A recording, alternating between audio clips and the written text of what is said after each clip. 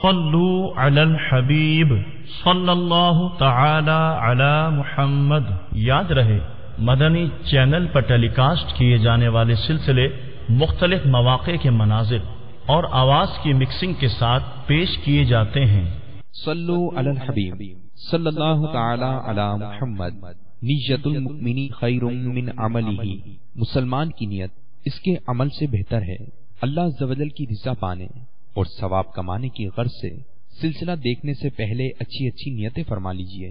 اللہ کی رضا کی خاطر علم دین حاصل کروں گا، سیکھ کر دوسروں تک نیکی کی دعوت پہنچاؤں گا، خاص خاص باتیں لکھوں گا، اول تا آخر دیکھوں گا۔ صلو علی الحبیب صلی اللہ تعالی علی محمد۔ الحمدللہ رب العالمین والصلاة والسلام علی سید المرسلین، اما بعد فاعوذ باللہ من الشیطان الرجیم، بسم اللہ الرحمن الرحیم۔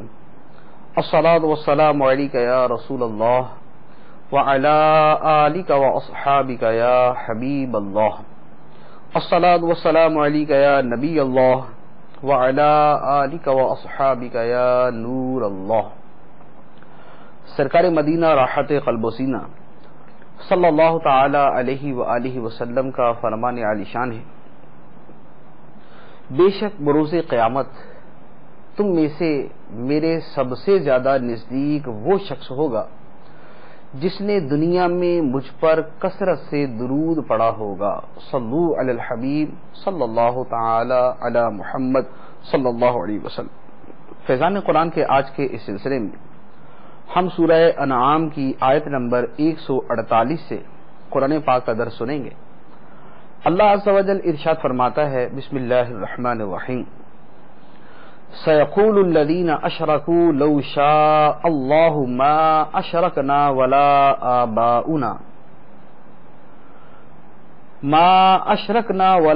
آبَاؤُنَا وَلَا حَرَّمْنَا مِنْ شَيْءٍ كَذَلِكَ كَذَّبَ الَّذِينَ مِنْ قَبْلِهِمْ حَتَّى ذَاقُوا بَأْسَنَا قُلْ هَلْ عِنْدَكُمْ مِنْ عِلْمٍ فَتُخْرِجُوهُ لَنَا إِن تَتَّبِعُونَ إِلَّا الظَّنَّ وَإِنْ أَنْتُمْ إِلَّا تَخْرُصُونَ۔ اب مشرک کہیں گے کہ اگر اللہ چاہتا تو نہ ہم شرک کرتے اور نہ ہمارے باپ دادا، اور نہ ہی ہم کسی چیز کو حرام قرار دیتے۔ ان سے پہلے لوگوں نے بھی ایسے ہی جھٹلایا تھا، یہاں تک کہ ہمارا عذاب چکھا۔ تم فرماؤ، کیا تمہارے پاس کوئی علم ہے تو اسے ہمارے لیے نکالو، تم تو صرف جھوٹے خیال کے پیروکار ہو اور تم یوں ہی غلط اندازے لگا رہے ہو۔ اس آیت مبارکہ میں مشرکوں کی ایک بات کا جواب ارشاد فرمایا گیا۔ پہلے تو یہ غیب کی خبر ہے کہ یہ ارشاد فرمایا کہ مشرک اس طرح کہیں گے، انہوں نے کہا نہیں تھا بلکہ فرمایا کہ وہ کہیں گے، اور مشرکوں نے اس کے بعد ایسا ہی کہا۔ کیا کہا؟ انہوں نے کہا کہ اگر ہم شرک کرتے ہیں یا ہمارے باپ دادا نے شرک کیا ہے تو یہ اللہ چاہتا ہے، اگر اللہ نہ چاہتا تو نہ ہم شرک کرتے، نہ ہمارے باپ دادا شرک کرتے، اور نہ ہی ہم اپنی مرضی سے کوئی حلال اور حرام کے پیمانے مقرر کرتے۔ تو یہ جو کچھ ہو رہا ہے یہ اللہ تعالیٰ کی مشیت سے ہو رہا ہے۔ اللہ تبارک و تعالیٰ نے اس کا جو جواب ارشاد فرمایا وہ فرمایا کہ ان سے پہلے لوگوں نے بھی اللہ کی آیات اور اللہ کے احکام کو اسی طرح جھٹلایا تھا کہ اپنی غلط کاریوں، اپنے کفر و شرک اور اپنی گمراہیوں کو اللہ کی مشیت کی طرف منسوب کر دیا کہ اللہ چاہتا ہے تو ہم یہ کرتے ہیں، اگر اللہ نہ چاہے تو ہم یہ نہ کریں۔ تو اللہ تبارک و تعالیٰ نے ارشاد فرمایا، جس کا خلاصہ یہ ہے کہ پہلے لوگوں نے جب اللہ کے احکام کو جھٹلایا اور کفر و شرک کا ارتکاب کیا تو اللہ تبارک و تعالیٰ نے انہیں عذاب میں مبتلا کر دیا۔ اگر پہلے لوگوں کا سب کچھ کرنا اللہ تعالیٰ کو پسند تھا، اگر پہلے لوگوں کا یہ کفر و شرک کرنا اللہ تعالیٰ کی رضا کی وجہ سے تھا اور اللہ تعالیٰ کی رضا کے لیے تھا تو اللہ تبارک و تعالیٰ پھر انہیں عذاب میں مبتلا نہ کرتا۔ کیونکہ تمہارا کہنا تو یہ ہے کہ سب کچھ اللہ تعالیٰ کی مرضی کے مطابق ہو رہا ہے، تو جب سب کچھ اللہ تعالیٰ کی مرضی کے مطابق ہے تو پھر اللہ تعالیٰ نے پہلے لوگوں کو عذاب کیوں دیا؟ تو پہلے لوگوں کو عذاب دینے سے یہ سمجھ آتا ہے کہ اللہ تعالیٰ ان چیزوں سے راضی نہیں۔ مشیت اور ارادہ اور چیز ہے، اللہ تعالیٰ کا راضی ہونا اور چیز ہے۔ مشیت یہ ہے کہ بندہ جب کوئی کام کرنے کا ارادہ کرتا ہے اللہ تعالیٰ اس کام کو پیدا فرما دیتا ہے، وہ کام بندے کے ارادے، بندے کے اختیار اور مرضی کے ساتھ ہوتا ہے، اللہ تبارک و تعالیٰ اس فعل کو پیدا کر دیتا ہے کہ خالق وہی ہے۔ باقی یہ کہ اللہ تعالیٰ اس کام سے راضی بھی ہے یا نہیں، اللہ تعالیٰ اس کام سے خوش بھی ہے یا نہیں، تو یہ ایک دوسرا معاملہ ہے۔ تو اللہ تعالیٰ کی جو رضا ہے، جس شے پر وہ راضی ہے وہ ہے جو اس کی اطاعت کے مطابق ہے۔ باقی اشیاء کا وجود میں آنا یہ اللہ تعالیٰ کی مشیت اور ارادے کے ساتھ ہے۔ تو ارشاد فرمایا کہ تم سے پہلے لوگ بھی ایسے ہی ہیلے بہانے کرتے رہے یا انہوں نے بھی اسی طرح کفر و شرک کیا تو اللہ تعالیٰ نے انہیں عذاب میں مبتلا کر دیا۔ یہ اس بات کی علامت ہے کہ اللہ تعالیٰ اس کفر و شرک سے، تمہارے باپ دادا کے کفر و شرک سے اور تمہارے حلال و حرام کے اپنے پیمانے بنا لینے سے راضی نہیں ہے۔ پھر مزید فرمایا کہ اگر تمہارے پاس کوئی ایسا علم ہے کہ جس کی وجہ سے تم اپنے ان حرکتوں کو جائز سمجھتے ہو کہ ہم جو کفر کرتے ہیں، شرک کرتے ہیں یہ درست ہے، یا ہم جو اپنی مرضی سے کسی شے کو حرام قرار دیتے ہیں یہ درست ہے، اگر تمہارے پاس اس کے بارے میں کوئی علم ہے تو پھر وہ علم نکال کے دکھا دو، فَتُخْرِجُوهُ لَنَا، پھر وہ علم ہمارے لیے ظاہر کر دو۔ لیکن اللہ تعالیٰ نے ارشاد فرمایا ان تتبعون الا الظن وان انتم الا تخرصون، حقیقت یہ ہے کہ تم محض وہم و گمان کے پیروکار ہو، علم اور حکمت کے پیروکار نہیں ہو۔ پھر فرمایا قل فللہ الحجۃ البالغہ فلو شاء لہداکم اجمعین، تم فرماؤ تو کامل دلیل اللہ ہی کی ہے، تو اگر وہ چاہتا تو تم سب کو ہدایت دے دیتا۔ ایسی دلیل جس میں کسی قسم کا نقص نہ ہو، عیب نہ ہو، کمی نہ ہو، کمزوری نہ ہو، ایسی کامل دلیل اللہ عز و جل ہی کی ہے کہ جو ہر قسم کے شک و شبہ کو جڑ سے کاٹ دے اور اپنے موقف اور اپنے مقصد کے اوپر قطعی طور پر دلالت کرنے والی ہو۔ ایسی دلیل اللہ عز و جل ہی کے پاس ہے جو توحید پر اور اللہ تعالیٰ کی اطاعت پر ہے۔ فرمایا کہ فلو شاء لہداکم اجمعین، اگر وہ چاہتا تو تم سب کو ہدایت دے دیتا، تمام لوگوں کو، تمام انسانوں کو، تمام دنیا کو، اگر وہ چاہتا۔ لیکن اگر وہ اپنے چاہنے سے ہی سب کو ہدایت دیتا تو جب وہ کسی شے کا ارادہ فرماتا وہ کام تو قطعی طور پہ ہو ہی جاتا۔ تو لوگوں کا ایمان قبول کرنا اگر صرف مشیت کی وجہ سے ہو، صرف مشیت کی وجہ سے ہو، پھر تو لوگ اس میں مجبور ہو گئے۔ اور اللہ تبارک و تعالیٰ کو جو ایمان مطلوب ہے، اللہ تعالیٰ نے جس ایمان کا حکم دیا ہے وہ ایمان وہ ہے جو بندہ اپنی مرضی اور اپنے اختیار کے ساتھ اختیار کرتا ہے، چاہے تو اسلام قبول کرے، چاہے تو کفر قبول کرے، چاہے تو دائرہ اسلام میں آ جائے، چاہے تو دائرہ کفر میں آ جائے، اپنی اختیار، اپنی مرضی اور اپنی رضا کے ساتھ جو ایمان قبول کیا جائے اللہ تعالیٰ کو وہ ایمان مطلوب ہے، اللہ تعالیٰ نے اس ایمان کا حکم دیا۔ ورنہ اگر وہ اپنی مشیت کے ذریعے سب کو مسلمان کرنا چاہے تو وہ کر دے، لیکن اس صورت کے اندر وہ جو ایمان اختیاری ہے وہ نہ ہوتا، ایمان اختیاری نہ ہوتا بلکہ ایمان جبری ہوتا، اور وہ جو جبری ایمان ہے وہ اللہ تعالیٰ کو مطلوب نہیں۔ قل هلم شهداءكم الذين يشهدون ان الله حرم هذا فإن شهدوا فلا تشهد معهم ولا تتبع أهواء الذين كذبوا بآياتنا والذین لا یؤمنون بالآخرة وهم بربهم یعدلون، تم فرماؤ اپنے وہ گواہ لے آؤ جو گواہی دیں کہ اللہ نے اس چیز کو حرام کیا ہے جسے تم حرام کہتے ہو، پھر اگر وہ گواہی دے بیٹھیں تو اے سننے والے تو ان کے ساتھ گواہی نہ دینا اور ان لوگوں کی خواہشوں کے پیچھے نہ چلنا جو ہماری آیتوں کو جھٹلاتے ہیں اور جو آخرت پر ایمان نہیں لاتے اور وہ اپنے رب کے برابر ٹھہراتے ہیں۔ فرمایا گزشتہ آیات میں گزرا کہ مشرکوں نے اپنی طرف سے کچھ جانوروں اور کچھ کھیتیوں کو حرام قرار دیا تھا۔ اللہ تبارک و تعالی نے ارشاد فرمایا کہ اے حبیب صلی اللہ علیہ وسلم آپ ان مشرکوں سے فرمائیں کہ تم اپنے وہ گواہ لے آؤ جو اس بات کی گواہی دیں کہ ان چیزوں کو جو حرام قرار دیا ہے وہ اللہ نے حرام قرار دیا، اس کے گواہ لے آؤ۔ پھر ارشاد فرمایا کہ اے لوگو، اے ہر سننے والے، اگر کچھ آدمی آ کر یہ گواہی دے دیں کہ ہاں اللہ ہی نے حرام قرار دیا ہے تو تم گواہی نہ دینا، کیونکہ بتوں کے نام پر جن چیزوں کو حرام قرار دیا ہے انہیں ہرگز اللہ عز و جل کبھی بھی حرام قرار نہیں دیتا، اللہ عز و جل نے ان کو حرام قرار نہیں دیا۔ تو اگر کوئی اس طرح کی گواہی دیتا بھی ہے تو وہ اپنی گواہی دینے میں جھوٹا اور اپنی خواہش کے پیچھے لگ کر وہ گواہی دے رہا ہے۔ تو جو نفسانی خواہش کے پیچھے کوئی گواہی دیتا ہے اس گواہی پر تمہیں گواہی دینے کی اجازت نہیں۔ اب ان تمام چیزوں کے بعد جو مشرکوں کے حوالے سے ایک تفصیلی بیان گزر چکا، اس کے بعد مسلمانوں کو نہایت ہی پیاری نصیحتیں بیان فرمائی جا رہی ہیں اور اس کا پورا سلسلہ جو ہے وہ سورت کے آخر تک چلتا ہے۔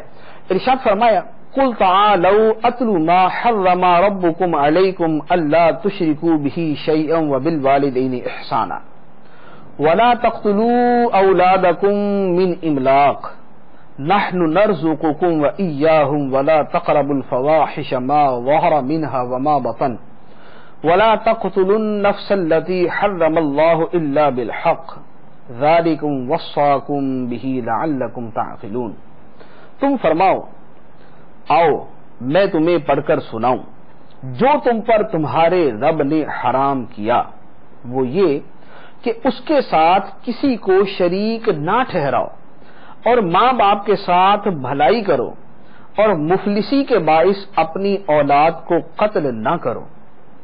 ہم تمہیں اور انہیں سب کو رزق دیں گے اور ظاہری و باطنی بے حیائیوں کے پاس نہ جاؤ، اور جس جان کو اللہ نے حرام کیا ہے اسے ناحق نہ مارو۔ تمہیں یہ حکم فرمایا ہے تاکہ تم سمجھ جاؤ۔ اس آیت مبارکہ میں اللہ تبارک و تعالی نے متعدد باتیں ارشاد فرمائی۔ اس آیت اور اس سے اگلی آیت میں مجموعی طور پر تقریباً 9 چیزوں کی حرمت کو بیان فرمایا۔ پہلا حکم جو ارشاد فرمایا گیا وہ فرمایا کہ اللہ تعالی کے ساتھ کسی کو شریک نہ ٹھہراؤ۔ شرک سب سے بڑا اور سب سے بدترین جرم ہے کہ اللہ تبارک و تعالی کے سب سے بڑے حق کو ضائع کرنا یہ شرک ہے کہ اللہ تعالیٰ کے ساتھ کسی کو شریک ٹھہرایا جائے۔ تو شرک کرنے کو سختی اور شدت کے ساتھ منع کیا گیا۔ دوسرا حکم فرمایا وَبِالْوَالِدَيْنِ إِحْسَانًا، والدین کے ساتھ بھلائی کرو، اچھا سلوک کرو۔ والدین کے ساتھ بھلائی، ان کی اطاعت کرنا، جائز کاموں میں ان کا حکم ماننا، ان کی نافرمانی سے بچنا، انہیں خوش رکھنا، انہیں ایذا سے بچانا اور ہر طرح انہیں راضی رکھنے کی کوشش کرنا۔ پھر زندگی میں انہیں خوش رکھنا اور زندگی کے ان کی وفات کے بعد ان کے تعلق والوں سے اچھا سلوک کرنا، یہ بھی والدین کے ساتھ حسن سلوک میں داخل ہے۔ اگلی بات فرمائی کہ اولاد کو مفلسی کے ڈر سے قتل نہ کرو۔ اہل عرب میں 2 طرح کے لوگ تھے جو اپنی اولاد کو قتل کرتے تھے، اپنی جو ہے وہ بچیوں کو جو قتل کیا کرتے تھے۔ ایک وہ جو اپنی اولاد کو، جو اپنی لڑکیوں کو اس لیے قتل کرتے تھے کہ یہ ان کے لیے شرم اور عار کا باعث بنیں گی، کہ ان کی شادیاں ہوں گی، ان کے داماد ہوں گے، یہ دوسرے گھر جائیں گے، تو اس شرم اور عار کی وجہ سے جو اپنی بچیوں کو قتل کرتے تھے۔ اس میں زیادہ تر مالدار لوگ اس میں آ گئے۔ دوسری قسم وہ تھی کہ جو اپنی بچیوں کو مفلسی کے ڈر سے قتل کرتے تھے کہ ان کو ساری زندگی کھلانا پڑے گا، ان کی پرورش کرنی پڑے گی، ان پر خرچ کرنا پڑے گا، تو فرمایا کہ اپنی اولاد کو مفلسی کے ڈر سے قتل نہ کرو۔ کیوں؟ نحن نرزقکم وإیاہم، ہم تمہیں بھی رزق دیں گے اور ہم انہیں بھی رزق دیں گے۔ ہم تمہیں بھی رزق دیتے ہیں، ہم انہیں بھی رزق دیتے ہیں، ہم تمہیں بھی رزق دیں گے، ہم انہیں بھی رزق دیں گے۔ تو رزق دینے کی ذمہ داری اللہ عز و جل کی ہے، رازق اللہ تعالیٰ کی ذات ہے۔ تم تو اس رزق کے درمیان محض ایک وسیلے کے طور پہ چل رہے ہو، تم محض ایک وسیلہ ہو، رزق دینا اللہ عز و جل کا کام ہے، تو تم مفلسی کے ڈر سے اپنی اولاد کو قتل نہ کرو۔ اور اسلام کے اندر بطور خاص بچیوں کی تربیت، لڑکیوں کی پرورش اور ان کے ساتھ حسن سلوک کی نہایت ہی تاکید فرمائی گئی۔ سرکار دو عالم صلی اللہ تعالی علیہ وآلہ وسلم نے ارشاد فرمایا کہ جس شخص کی بیٹی ہو تو وہ اسے زندہ درگور نہ کرے، اسے ذلیل نہ سمجھے اور اپنے بیٹے کو بیٹی پر ترجیح نہ دے، تو اللہ تعالیٰ ایسے آدمی کو جنت میں داخل کرے گا۔ دوسری حدیث میں ارشاد فرمایا کہ جس کی 3 بیٹیاں یا 3 بہنیں ہوں، یا 2 بیٹیاں یا 2 بہنیں ہوں، اور وہ ان کے ساتھ اچھا سلوک کرے اور ان کے معاملے میں اللہ تعالی سے ڈرے، تو اس کے لیے جنت ہے۔ تو جو اپنی بیٹیوں کی یا اپنی بہنوں کی پرورش کرنے والا ہے، حتیٰ کہ ان کی شادی کروا دے، حتیٰ کہ ان کی شادی کر دے، جو ان کے ساتھ یوں اچھا سلوک کر کے، ان کی پرورش کر کے، پروان چڑھا کے اس مرحلے تک پہنچانے والا ہے، سرکار دو عالم صلی اللہ تعالی علیہ وآلہ وسلم ارشاد فرماتے ہیں کہ اس کے لیے جنت کا وعدہ ہے۔ اس کے بعد اگلا حکم ارشاد فرمایا کہ ظاہری اور باطنی بے حیائیوں کے پاس نہ جاؤ۔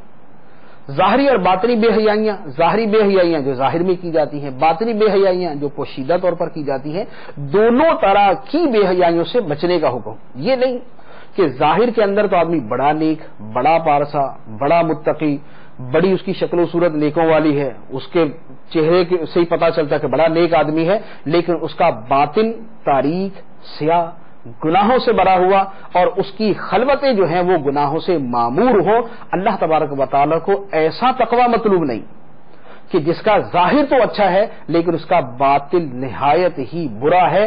یہ حقیقت میں تقوی نہیں بلکہ ریاکاری ہے، یہ تقوی نہیں بلکہ حقیقت میں ریاکاری ہے، اور اللہ تعالیٰ کو تقوی مطلوب ہے، ریاکاری نہیں۔ تو جس کے ظاہر اور باطن میں تضاد ہے، جس کی خلوت اور جلوت میں تضاد ہے، جس کی مجلس اور ہے اور جس کی تنہائی اور ہے، اللہ تبارک و تعالیٰ کو ایسے بندے پسند نہیں۔ ایسے لوگوں کے باطن کے ساتھ اللہ تعالیٰ ان کے ظاہر کو بھی رد کر دیتا ہے، ایسے لوگوں کی خلوت کے ساتھ اللہ تعالیٰ ان کی جلوت کو بھی رد کر دیتا ہے، ایسے لوگوں کے باطنی گناہوں کی وجہ سے اللہ تعالیٰ ان کے ظاہری تقوی کو بھی مردود قرار دے دیتا ہے۔ اسلام میں ظاہر اور باطن دونوں کو سدھارنے کا حکم ہے، اور باطن کا حکم ظاہر سے زیادہ ہے۔ باطن کا تقوی ظاہر کے تقوی سے زیادہ اہمیت رکھتا ہے۔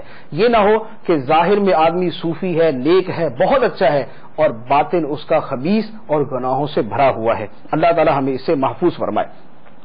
اس کے بعد ارشاد فرمایا وَلَا تَقْتُلُوا النَّفْسَ الَّتِي حَرَّمَ اللَّهُ إِلَّا بِالْحَقِّ، اور کسی جان کو ناحق قتل نہ کرو۔ جس جان کی حرمت اللہ نے رکھی ہے، کسی بھی انسان کو قتل کرنے کی شریعت نے اجازت نہیں دی، سوائے چند ایک مخصوص صورتیں، رجم کی صورت ہے، یا قصاص کے اندر قتل کیا جائے، یا جنگ کے دوران ایسا کوئی مرحلہ پیش آئے۔ جو عام طور پر قتل و غارت گری اس وقت ہمارے معاشرے میں رائج ہے، جو مسلمان کو قتل کر رہا ہے، جو ہم وطن کو قتل کر رہا ہے، اللہ تبارک و تعالی نے اس کو سخت طریقے سے حرام قرار دیا، اور نہ صرف قاتل کے لیے وعید ہے بلکہ جو دوسرے کو قتل کرنے کا کہتا ہے کہ تم جا کے قتل کرو، اس قتل کا حکم دینے والے کے لیے بھی شدید وعید ہے۔ دونوں ہی اللہ تعالیٰ کی بارگاہ میں مجرم ہے۔ سرکار دو عالم صلی اللہ تعالی علیہ وآلہ وسلم ارشاد فرماتے ہیں قیامت کے دن مقتول بیٹھا ہوگا، جب قاتل اس کے پاس سے گزرے گا، مقتول اس قاتل کو پکڑ کر اللہ کی بارگاہ میں عرض کرے گا، اے میرے رب، اس سے پوچھ کہ اس نے مجھے کیوں قتل کیا۔ اللہ تعالیٰ قاتل سے فرمائے گا، تو نے اسے کیوں قتل کیا؟ قاتل کہے گا، مجھے فلاں شخص نے حکم دیا تھا۔ اللہ تبارک و تعالی قاتل اور قتل کا حکم دینے والوں دونوں افراد کو عذاب دے گا۔ قاتل کو بھی اور قتل کا حکم دینے والے کو بھی. بلکہ ایک حدیث مبارک میں جو قتل کا کہنے والا ہے، جو حکم دینے والا ہے، جو لیڈر ہے، جو سرکردہ اور سرگنا ہے، اس کے لیے زیادہ سخت وعید ہے.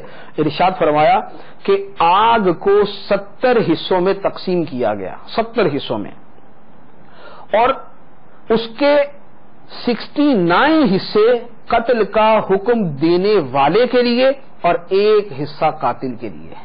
69 حصے اس کے قتل کا حکم دینے والے کے لیے اور ایک حصہ قاتل کے لیے ہے. تو قتل کرنا بھی حرام اور قتل کا حکم دینا بھی حرام، اور یہ دونوں جرم کے اندر برابر کے شریک ہیں.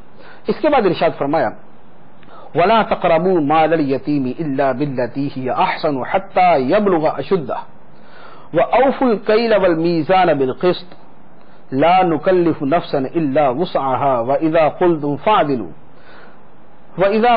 فَاعْدِلُوا وَلَوْ كَانَ ذَا قُرْبَى وَبِعَهْدِ اللَّهِ أَوْفُوا ذَلِكُمْ وَصَّاكُمْ بِهِ لَعَلَّكُمْ تَذَكَّرُونَ.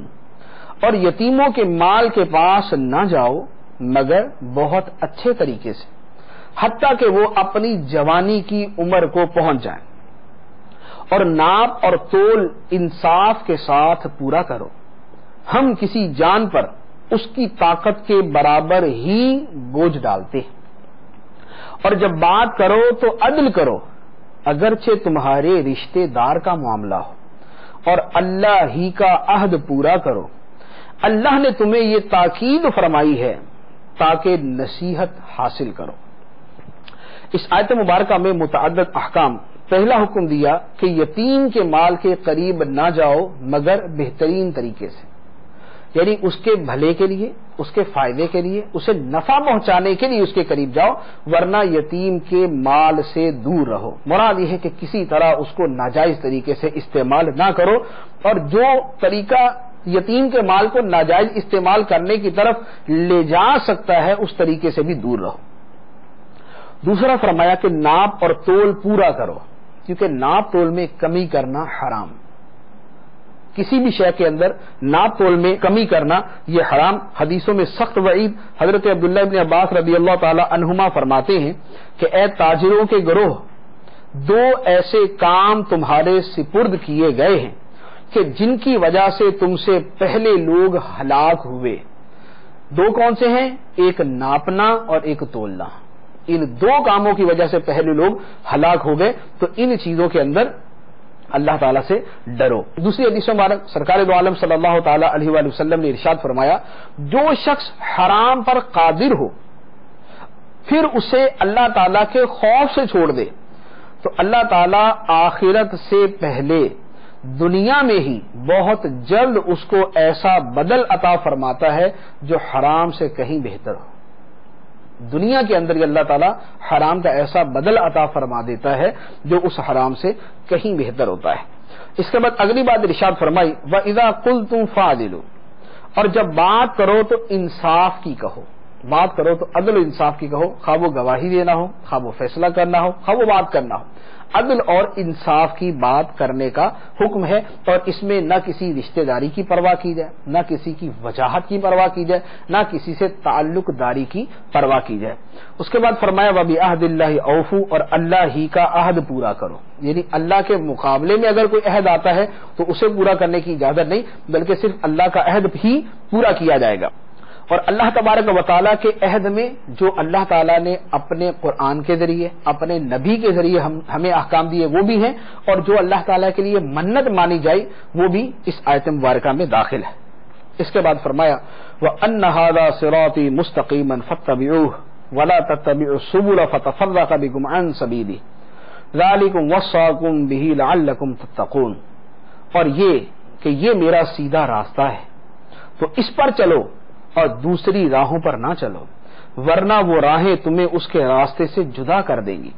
تمہیں یہ حکم فرمایا ہے تاکہ تم پرہیزگار ہو جاؤ.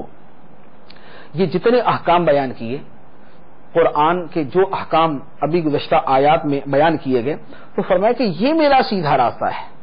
عقیدہ صحیح اور عمل صحیح، کفر و شرک سے بچنا اور گمراہی سے بچنا اور گناہوں سے بچنا، یہ اللہ تبارک و تعالیٰ کا سیدھا راستہ ہے، اور یہ سرکار دو عالم صلی اللہ تعالی علیہ وآلہ وسلم کو بتایا اور سکھایا گیا، اور سب سے فرمایا فاتبعوہ، اس راستے کی پیروی کرو، ولا تتبعوا السبل، اور دوسرے راستوں پر نہ چلو ورنہ تم اللہ کے راستے سے ہٹ جاؤ گے۔ اگر عقیدے کے اندر اللہ کی راہ یعنی اسلام سے ہٹ کر چلو گے تو اللہ کی راہ سے ہٹ جاؤ گے، اگر عمل کے اندر اللہ کی راہ یعنی سرکار دو عالم صلی اللہ علیہ وسلم کی اطاعت اور اتباع سے ہٹ کر چلو گے تو اللہ تعالیٰ کے راستے سے ہٹ جاؤ گے۔ تو فرمایا ذالکم وصاکم بہ لعلکم تتقون، تمہیں یہ حکم فرمایا ہے تاکہ تم پرہیزگار بن جاؤ۔ اس کے بعد اللہ تعالیٰ نے ارشاد فرمایا ثم آتینا موسى الکتاب تماما علی الذی احسن وتفصیلا لکل شیء وہدی ورحمۃ لعلہم بلقاء ربہم یؤمنون، پھر ہم نے موسیٰ کو کتاب عطا فرمائی تاکہ نیک آدمی پر احسان پورا ہو اور ہر شے کی تفصیل ہو کہ کہیں وہ اپنے رب سے ملنے پر ایمان لائیں۔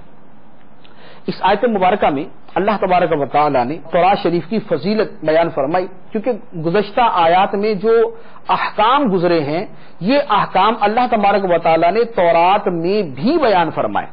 تو فرمایا کہ ہم نے موسیٰ کو کتاب دی تاکہ نیک آدمی پر احسان پورا ہو۔ نیک آدمی سے ایک تفسیر میں حضرت موسیٰ علیہ السلام مراد ہے اور ایک آدمی میں ان کی امت کا ہر نیک آدمی مراد ہے، اور فرمایا کہ تورات شریف ہر شے کی تفصیل ہے، تمام احکام، تمام عقائد اور تمام مسائل اللہ تعالیٰ نے تورات شریف کے اندر بیان فرمائے، اور فرمایا کہ تورات ہدایت ہے اور رحمت ہے، اور اللہ تعالیٰ نے جو موسیٰ علیہ السلام کو تورات شریف عطا فرمائی اس کا مقصد یہ ہے تاکہ لوگ اپنے رب کی ملاقات پر ایمان لائیں۔ اب تورات کا ذکر کرنے کے بعد اللہ تعالیٰ قرآن کا تذکرہ فرماتا ہے، فرمایا وَهَذَا كِتَابٌ أَنزَلْنَاهُ مُبَارَكٌ فَاتَّبِعُوهُ وَاتَّقُوا لَعَلَّكُمْ تُرْحَمُونَ، اور یہ قرآن وہ کتاب ہے جسے ہم نے نازل کیا ہے، بڑی برکت والا ہے، تو تم اس کی پیروی کرو اور پرہیزگار بنو تاکہ تم پر رحم کیا جائے۔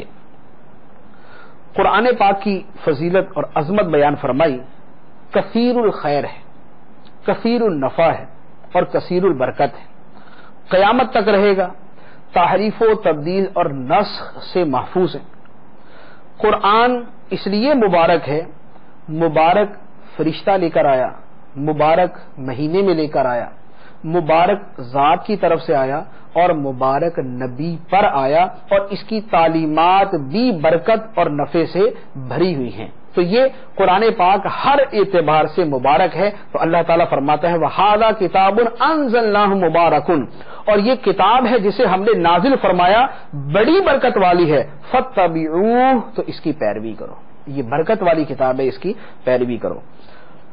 اس کے بعد فرمایا ان تقولوا انما انزل الكتاب على طائفتين من قبلنا وان كنا عن دراستهم لغافلين، اس لیے اترا تاکہ تم یہ نہ کہو کہ کتاب تو ہم سے پہلے دو گروہوں پر اتری تھی اور ہمیں ان کے پڑھنے پڑھانے کی کچھ خبر نہ تھی۔ فرمایا فمن اظلم ممن کذب بآیات اللہ وصدف عنہا، تو اس سے بڑھ کر ظالم کون جو اللہ کی آیتوں کو جھٹلائے اور ان سے منہ پھیرے۔ تو تمہارے عذر ختم، قرآن نازل ہو چکا، اب جو اس کو جھٹلانے والا اور اس سے منہ پھیرنے والا ہے تو اسے اس منہ پھیرنے اور تکذیب کرنے کی سزا دی جائے گی۔ اس کے بعد فرمایا هل ينظرون الا ان تأتيهم الملائكة او يأتي ربك او يأتي بعض آیات ربك يوم يأتي بعض آیات ربك لا ينفع نفسا ایمانها لم تكن آمنت من قبل او كسبت في ایمانها خيرا قل انتظروا انا منتظرون، وہ صرف اسی چیز کا انتظار کر رہے ہیں کہ ان کے پاس فرشتے آ جائیں یا تمہارے رب کا عذاب آ جائے یا تمہارے رب کی کچھ نشانیاں آ جائیں۔ جس دن تیرے رب کی بعض نشانیاں آ جائیں گی اس دن کسی شخص کو اس کا ایمان قبول کرنا نفع نہ دے گا جو اس سے پہلے ایمان نہ لایا ہوگا یا جس نے اپنے ایمان میں کوئی بھلائی نہ حاصل کی ہوگی۔ تم فرما دو تم بھی انتظار کرو اور ہم بھی منتظر ہیں۔ آیت مبارکہ میں فرمایا گیا جب اللہ تعالیٰ نے اپنی وحدانیت اور اپنے محبوب صلی اللہ علیہ وآلہ وسلم کی رسالت اور قرآن پاک کی حقانیت اور قیامت کے آنے کی صداقت پر دلائل قائم فرما دیے، اب ان تمام دلائل کے بعد بھی جو شخص ایمان قبول نہ کرے تو فرمایا کہ پھر تو یہی مسئلہ باقی ہے کہ یا تو وہ اس بات کا انتظار کر رہا ہے کہ اس کے پاس فرشتے آ جائیں، یا وہ اس بات کا انتظار کر رہا ہے کہ اللہ کا عذاب اس کے اوپر آ جائے۔ تو اب تو یہی صورت ہے کہ یا تو فرشتے آ کر انہیں اب اس معاملے کی حقیقت کو سمجھا دیں، یا اللہ تعالیٰ کا عذاب آ کر ان کی آنکھیں کھول دے، اب اس کے علاوہ کوئی صورت باقی نہیں ہے۔ اور فرمایا کہ جس دن تیرے رب کی کوئی نشانی آ جائے گی اس کے بعد ان کا ایمان لانا انہیں نفع نہ دے گا، اللہ تعالیٰ کی کوئی نشانی ظاہر ہو جائے گی۔ کوئی نشانی سے کیا مراد ہے؟ احادیث مبارک میں مفسرین کرام نے اس کے تحت تحریر فرمایا ہے کہ سرکار دو عالم صلی اللہ علیہ وسلم نے فرمایا کہ قیامت قائم نہ ہوگی جب تک سورج مغرب سے طلوع نہ ہو، سورج مغرب سے طلوع نہ ہو، اور جب وہ مغرب سے طلوع ہوگا اور اسے لوگ دیکھیں گے تو سب ایمان لے آئیں گے مگر یہ ایمان لانا نفع نہ دے گا۔ تو جب سورج مغرب سے طلوع ہوگا اس کے بعد اگر کوئی شخص ایمان لائے گا تو اس کا ایمان لانا قبول نہ ہوگا، کیونکہ یہ رب کی خاص نشانی آ چکی۔ ایک دوسرے نمبر پہ فرمایا کہ جس نے اپنے ایمان میں کوئی بھلائی نہ کمائی، اس سے کیا مراد ہے؟ تفسیر طبری کے اندر اس کے تحت فرمایا کہ اس کا معنی یہ ہے کہ مغرب کی جانب سے سورج طلوع ہونے سے پہلے، مغرب کی جانب سے سورج طلوع ہونے سے پہلے جس گناہگار مومن نے توبہ نہ کی ہوگی اب اس کی توبہ قبول نہ ہوگی۔ گویا توبہ قبول ہونے کا وقت سورج کے مغرب سے نکلنے سے پہلے پہلے، جب سورج مغرب سے طلوع ہوگا اس کے بعد کافر کا ایمان قبول نہیں اور مومن کی توبہ قبول نہیں۔ اس کے بعد ارشاد فرمایا ان الذين فرقوا دينهم وكانوا شيعا لست منهم في شيء انما امرهم الى الله ثم ينبئهم بما كانوا يفعلون، بے شک وہ لوگ جنہوں نے اپنے دین کے ٹکڑے ٹکڑے کر دیے اور خود مختلف گروہ بن گئے، اے حبیب آپ کا ان سے کوئی تعلق نہیں، ان کا معاملہ صرف اللہ کے حوالے ہے، پھر وہ انہیں بتا دے گا جو کچھ وہ کیا کرتے تھے۔ فرمایا کہ جنہوں نے اپنے دین کے فرقے بنا لیے اور گروہ گروہ بن گئے، اے محبوب آپ کا ان سے کوئی تعلق نہیں۔ اس سے مراد یہود و نصارہ جنہوں نے اپنے دین کے ٹکڑے ٹکڑے کر دیے، اپنے دین کے مختلف فرقے بنا لیے، گروہ بنا لیے، فرمایا کہ اے محبوب آپ کا ان سے کوئی تعلق نہیں۔ دین اسلام کے اندر فرقہ بندی سے منع کیا گیا۔ سرکار دو عالم صلی اللہ تعالی علیہ وآلہ وسلم نے اس کی پیشن گوئی فرمائی کہ میری امت کے 73 فرقے ہوں گے، ایک جنت میں جائے گا 72 جہنم میں جائیں گے، ایک جنت میں اور 72 جہنم میں جائیں گے۔ صحابہ کرام نے عرض کیا یا رسول اللہ صلی اللہ علیہ وسلم وہ کون سا فرقہ ہے جو جنت میں جائے گا؟ تو ارشاد فرمایا کہ قال الجماعہ، وہ جماعت ہے، جماعت کہ جو جماعت صحابہ ہے، جو جماعت صحابہ کے طریقے پر ہے وہ جنت میں جانے والا فرقہ ہے۔ اور دوسری حدیث مبارک میں اس کی ایک نشانی بیان فرمایا ان امتی لا تجتمع علی ضلالۃ فاذا رأیتم اختلافا فعلیکم بالسواد الاعظم، ابن ماجہ کی حدیث ہے۔ فرمایا میری امت گمراہی پر جمع نہ ہوگی، جب تم اختلاف دیکھو تو سب سے بڑی جماعت کو لازم پکڑ لو۔ سب سے بڑی جماعت جو مسلمانوں کا فرقہ اپنی تعداد میں سب سے بڑھ کر ہوگا، وہ مسلمانوں کا اکثریتی فرقہ، وہ مسلمانوں کی اکثریتی جماعت ہوگی اور وہ حق پر ہوگی اور وہ اللہ تعالی کی ہدایت پر ہوگی۔ اور الحمدللہ اس وقت روئے زمین میں مسلمانوں میں سب سے بڑی تعداد اہل سنت و جماعت کی ہے، جو جماعت صحابہ کے طریقے پر ہے، جو سنت رسول صلی اللہ علیہ وسلم کے طریقے پر ہے، اور اسی سے اہل سنت، سنت رسول و جماعت صحابہ، اہل سنت رسول و جماعت صحابہ، یعنی سرکار صلی اللہ علیہ وسلم کی سنت اور صحابہ کی جماعت کے طریقے پر عمل کرنے والا ہے۔ تو اس کے علاوہ جو فرقے ہیں وہ گمراہی کا شکار، وہ باطل کا شکار، وہ باطل پر ہے۔ اس کے بعد فرمایا من جاء بالحسنۃ فلہ عشر امثالھا ومن جاء بالسیئۃ فلا یجزى الا مثلھا وهم لا یظلمون، جو ایک نیکی لائے تو اس کے لیے اس جیسی 10 نیکیاں ہیں، اور جو کوئی برائی لائے تو اسے صرف اتنا ہی بدلہ دیا جائے گا اور ان پر ظلم نہیں کیا جائے گا۔ نیکی کرے گا تو کم از کم 10 گنا اللہ تعالیٰ اجر عطا فرمائے گا، اور آدمی گناہ کرے گا تو اللہ تعالیٰ بندے نے جتنا گناہ کیا ہوگا اتنا ہی اس کو بدلہ دے گا۔ اس کے بعد فرمایا قل اننی ہدانی ربی الی صراط مستقیم دینا قیما ملت ابراہیم حنیفا وما کان من المشرکین، تم فرماؤ بے شک مجھے میرے رب نے سیدھے راستے کی ہدایت فرمائی، یہ مضبوط دین ہے جو ہر باطل سے جدا ابراہیم کی ملت ہے اور وہ مشرکوں میں سے نہ تھے۔ سرکار صلی اللہ علیہ وسلم سے فرمایا گیا کہ آپ فرمائیں مجھے میرے رب نے سیدھے راستے کی طرف ہدایت فرمائی، تو سرکار کی تعلیم سرکار کے رب نے فرمائی، اور وہ سیدھا راستہ کیا ہے؟ وہ مضبوط دین ہے جو دین ابراہیمی ہے، جو ہر باطل سے، ابراہیم علیہ السلام کا دین، اور حضرت ابراہیم علیہ السلام ہر باطل سے جدا تھے اور مشرک نہ تھے۔ تو یہ اہل مکہ کو سمجھایا گیا کہ تم ابراہیم علیہ السلام سے محبت کا دعویٰ کرتے ہو اور اپنے آپ کو ابراہیمی کہتے ہو، تو ابراہیم علیہ السلام تو مشرک نہ تھے، لہذا تم بھی اپنے شرک کو چھوڑ دو۔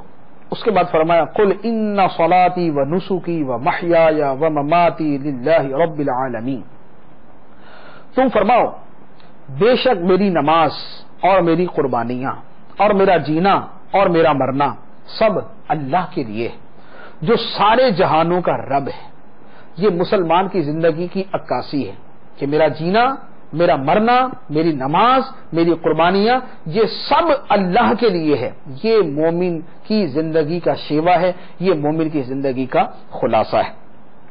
لا شریک لہ وبذالک امرت وانا اول المسلمین، اس کا کوئی شریک نہیں، اسی کا مجھے حکم دیا گیا ہے اور میں سب سے پہلا مسلمان ہوں۔ تو اللہ تبارک و تعالیٰ کے راستے پر چلنے ہی کا مجھے حکم دیا گیا اور اپنی ساری زندگی اللہ ہی کے لیے خالص کر دینے کا مجھے حکم دیا گیا، اور میں سب سے پہلا مسلمان۔ اولیت، سب سے پہلا مسلمان، اس میں اولیت یا تو اس اعتبار سے ہے کہ انبیاء کرام علیہم السلام کا اسلام ان کی امت پر مقدم ہوتا ہے، یا اس اعتبار سے کہ سرکار دو عالم صلی اللہ علیہ وسلم اول مخلوقات ہیں، تمام مخلوق سے پہلے حضور کا نور پیدا کیا گیا، اس لیے سرکار ضرور اول المسلمین ہوئے۔ اس کے بعد ارشاد فرمایا قل اغیر اللہ ابغی ربا وهو رب كل شيء ولا تكسب كل نفس الا عليها ولا تزر وازرة وزر اخرى ثم الى ربكم مرجعكم فينبئكم بما كنتم فيه تختلفون، تم فرماؤ کیا اللہ کے سوا اور رب طلب کروں، حالانکہ وہ ہر چیز کا رب ہے، اور ہر شخص جو عمل کرے گا وہ اسی کے ذمہ ہے، اور کوئی بوجھ اٹھانے والا آدمی کسی دوسرے آدمی کا بوجھ نہیں اٹھائے گا، پھر تمہیں اپنے رب کی طرف لوٹنا ہے تو وہ تمہیں بتا دے گا جس میں تم اختلاف کرتے تھے۔ فرمایا کہ کیا اللہ کے علاوہ کوئی اور رب تلاش کروں؟ ایسا نہیں ہو سکتا، اللہ ہر شے کا رب ہے، لہذا میں اسی کو اپنا رب مانتا ہوں۔ اور فرمایا کہ جو آدمی کوئی گناہ کرتا ہے تو اس کا وبال اسی کے اوپر ہے، ایک کا گناہ دوسرے پر نہیں ڈالا جائے گا کہ گناہ کرے زید اور گناہ ڈال دیا جائے بکر کے اوپر، ایسا نہیں، بلکہ جس نے نیکی کمائی اپنی جان کے لیے اور جس نے گناہ کیا اس کا وبال اسی کی جان کے اوپر ہے اور اس کا حساب اسی سے لیا جائے گا۔ اس کے بعد فرمایا وَهُوَ الَّذِي جَعَلَكُمْ خَلَائِفَ الْأَرْضِ وَرَفَعَ بَعْضَكُمْ فَوْقَ بَعْضٍ دَرَجَاتٍ لِيَبْلُوَكُمْ فِي مَا آتَاكُمْ إِنَّ رَبَّكَ سَرِيعُ الْعِقَابِ وَإِنَّهُ لَغَفُورٌ رَحِيمٌ، اور وہی ہے جس نے زمین میں تمہیں نائب بنایا اور تم میں ایک کو دوسرے پر کئی درجے بلندی عطا فرمائی تاکہ وہ تمہیں اس چیز میں آزمائے جو اس نے تمہیں عطا فرمائی، بے شک تمہارا رب بہت جلد عذاب دینے والا ہے اور بے شک وہ ضرور بخشنے والا مہربان ہے۔ اس سورت کی آخری آیت میں فرمایا گیا کہ اللہ تبارک و تعالیٰ تمہیں جو ایک دوسرے پر حسن، جمال، مال، دولت میں برتری دیتا ہے، اس کا مقصد تمہارا امتحان لینا ہے۔ اللہ عز و جل ہمیں اپنے احکام پر عمل کرنے کی توفیق عطا فرمائے، آمین بجاہ النبی الامین صلی اللہ تعالی علیہ وسلم۔ صلو علی الحبیب صلی اللہ تعالی علی محمد۔ آپ نے جو ابھی سلسلہ ملاحظہ فرمایا اس کے بارے میں اپنے تاثرات اور مدنی مشورے 030126127176 پر SMS یا feedback@madanichannel.tv پر میل کر سکتے ہیں۔